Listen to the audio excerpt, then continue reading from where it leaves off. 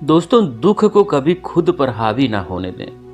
हर दुख से छुटकारा पाने का कोई न कोई उपाय जरूर होता है। महात्मा बुद्ध कहते हैं, दुखी होने से परेशानियां खत्म नहीं होती। हर इंसान को दुख से छुटकारा पाने के लिए उससे जुड़ी बातों पर विचार करना चाहिए। महात्मा बुद्ध द्वारा दी गई सीख आज भी प्रासंगिक है। महात्मा बुद्ध ने सारनाथ में दिए अपने पहले उपदेश में भी दुख के बारे में बात की है। बुद्ध ने कहा है, दुख के बारे में अच्छे से जान लेने के बाद ही सुख मिलता है। उन्होंने बताया है कि हर इंसान कभी न कभी दुखी होता ही है। हर इंसान को ये जान लेना चाहिए कि दुख का कारण क्या है, दुख क्यों आता है। हर तरह के दुख से छुटकारा पाया जा सकता है और दुख को खत्म करने के उपाय क्या हैं। इन बातों को जो इंसान समझ लेता है वो किसी भी हालत में परेशान नहीं होता है। आज हर इंसान किसी न किसी बात को लेकर परेशान है, दुखी है। भगवान बुद्ध का कहना है कि दुखी होने से परेशानियां खत्म नहीं होती। हर इंसान को दुख से छुटकारा पाने के लिए उससे जुड़ी बातों पर विचार करना चाहिए। दोस्तों, इसके लिए भगवान बुद्ध की इन 4 सीख से मदद मिलती है। नंबर 1, दुख है। महात्मा बुद्ध की पहली सीख कहती है कि संसार में दुख है। बुद्ध कहते हैं कि इस संसार में कोई भी प्राणी ऐसा नहीं है जिसे दुख ना हो। उनके मुताबिक दुख को एक सामान्य स्थिति समझना चाहिए। इसे खुद पर हावी नहीं होने देना चाहिए। इसलिए हर इंसान को दुखी होने पर चिंतित और परेशान नहीं होना चाहिए। इसके उलट खुद को खुश रखने की कोशिश करनी चाहिए। नंबर 2, दुख का कारण है। महात्मा बुद्ध ने अपनी दूसरी सीख में दुख के कारण का जिक्र किया है। बुद्ध का कहना है कि हर दुख की वजह तृष्णा यानी तेज इच्छा। इसलिए किसी भी चीज के लिए तृष्णा नहीं रखनी चाहिए, यानी किसी चीज या इंसान से उम्मीद नहीं रखनी चाहिए। नंबर 3, दुख का निवारण है। महात्मा बुद्ध ने तीसरी सीख में बताया है कि किसी भी तरह का दुख हो उसको दूर किया जा सकता है। उनका कहना है कि हर इंसान को यह समझना चाहिए कि कोई भी दुख हमेशा नहीं रहता, उसको खत्म किया जा सकता है। नंबर 4, दुख निवारण का उपाय है। बुद्ध का कहना है कि हर दुख को दूर करने का उपाय मौजूद है, निवारण के उपाय भी मौजूद हैं। दुख को दूर करने के लिए इंसान को भगवान बुद्ध के बताए गए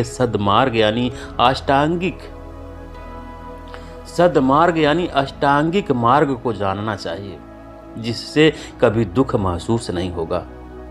दोस्तों, सुख और दुख मानव के कर्मों का ही परिणाम है। कहते हैं कि मनुष्य सुख में प्रसन्न होता है जबकि दुख में रोता है।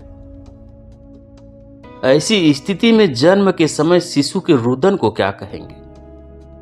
निश्चित ही उसे सुख नहीं कहा जाएगा, क्योंकि सुख या प्रसन्नता में आंखों का नम होना तो स्वाभाविक है, मगर इस प्रकार का क्रंदन नहीं। आखिर जन्म के समय शिशु के रोने का क्या कारण है? विज्ञान के अनुसार जन्म के समय शिशु का रोना एक स्वाभाविक प्रक्रिया है। वहीं शिशु के रोने का एक कारण यह भी माना जाता है कि माता के गर्भ से बाहर आने के बाद उसे लगता है वह एक अनजानी जगह आ गया है और उसे यह संसार सुरक्षित नहीं लगता, इसलिए वह रोता है। और जब माता उसे सीने से लगा लेती है तो उसे विश्वास हो जाता है कि वह सुरक्षित है।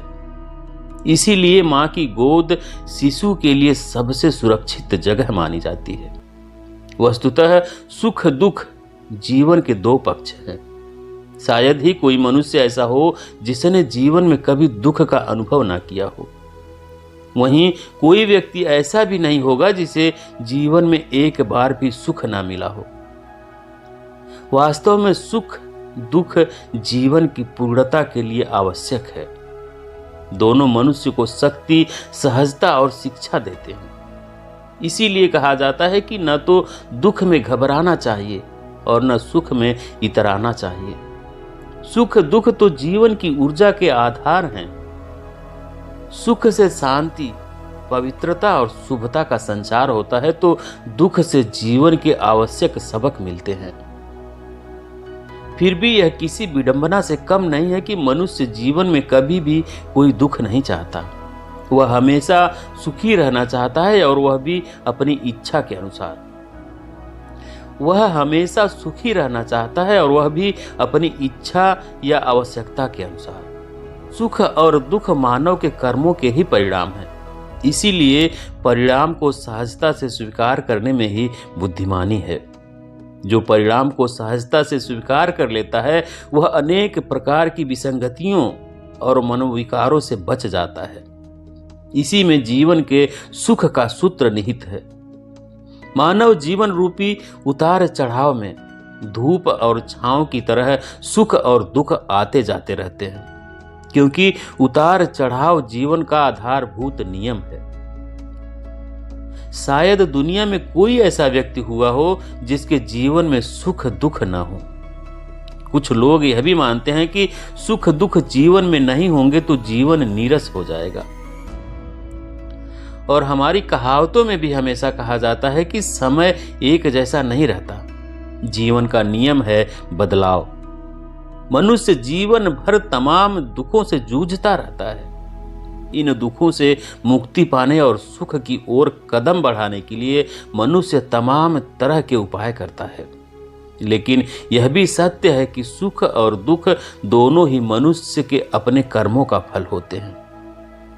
सुख के लिए वह भरपूर प्रयास करता है और दुख जाने अनजाने किए पापों के कारण उसके सिर का बोझ बनते जाते हैं।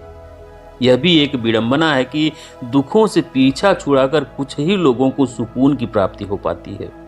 साथ ही यह भी पता नहीं होता कि सुखों की अवधि कितनी लंबी होती है। सुख के तलाश में अधिकांश लोगों की झोली अतृप्ति, असंतोष, अभाव, असफलता और उनसे उपजे अवसाद से ही भरी होती है। लोग भटकते तो सुख की प्राप्ति के लिए ही हैं, परंतु कभी कभार ही इसमें सफलता मिल पाती है। प्रत्येक व्यक्ति की यही पीड़ा और वेदना है। सुख का आनंद वही जान पाता है जिसने सुख प्राप्त किया हो।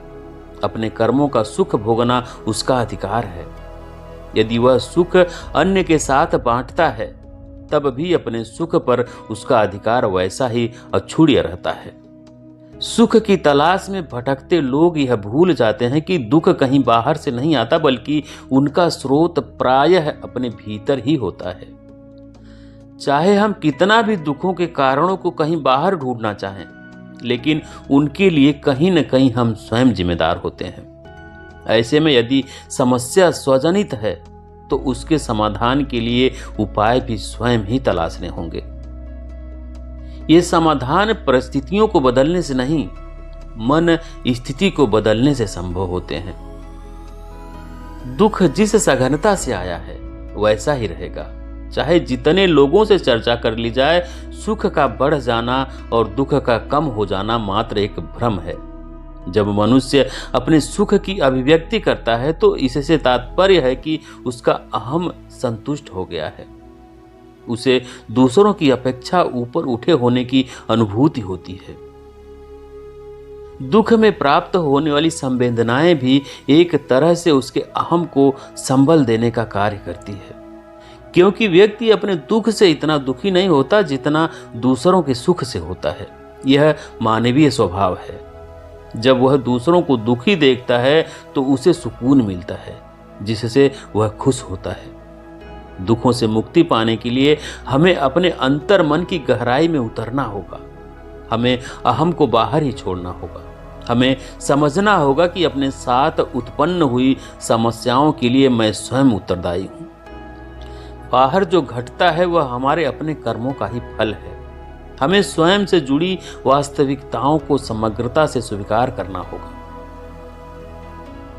सुख हो या दुख, आनंद हो या विषाद, यश हो या अपजश, ऐसे ही तमाम भावों को समझकर उनका सही मर्म आत्मसात करना होगा। हमें स्वीकार करना होगा कि ये स्थितियां कहीं न कहीं हमारी स्वयं उत्पन्न की हुई हैं।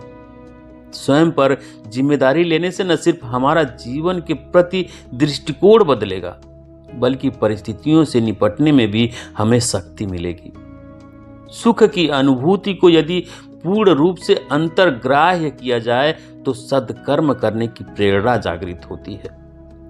दुख की सघनता को यदि पूर्ण रूप से आत्मसात किया जाए तो पश्चाताप पूर्ण होता है और मन सचेत होता है। जब हमें सुख की प्राप्ति होती है तो उसे हम ही भोगते हैं। हमें यह समझना होगा कि हमारा सुख कोई अन्य नहीं भोग सकता। सुख में तो हम बड़े आत्मविश्वास से कहते हैं कि यह तो हमारे अच्छे कर्मों का फल है, लेकिन जब दुख आते हैं तो यह हम भूल जाते हैं कि यह हमारे बुरे कर्मों का फल है, क्योंकि हमारा अहम हमें यह स्वीकार करने ही नहीं देता कि हमने बुरे कर्म किए हैं। फिर हम सोचते हैं कि ईश्वर ने हमारे साथ नाइंसाफी की है, किसी दूसरे के बुरे कर्मों का फल हमें भोगना पड़ रहा है। सुख और दुख का भेद जानने के लिए हमें अंतर्मन को साधना होगा, लेकिन आज के समय में अंतरंग कुछ रह ही नहीं गया है। मन की भावनाएं जिन्हें मन की शक्ति बननी चाहिए, वह सार्वजनिक चर्चा का विषय बनती जा रही है। इसके दुष्परिणाम भी सामने आ रहे हैं। लोग टूट रहे हैं, हताश हो रहे हैं, निराश हो रहे हैं।